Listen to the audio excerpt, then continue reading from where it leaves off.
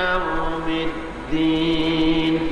إياك نعبد وإياك نستعين اهدنا الصراط المستقيم صراط الذين أنعمت عليهم غير المغضوب عليهم ولا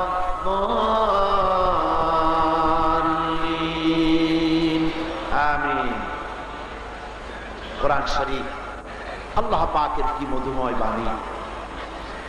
এই সূরায় মোট 7টি আয়াতে, একটি রুকু, 7টি আয়াত। গতকাল এই সূরার প্রথম আলহামদুলিল্লাহি রাব্বিল আলামিন আর রহমানির রহিম মালিকি ইয়াউমিদ্দিন পর্যন্ত আমরা গতকাল আলোচনা করেছি।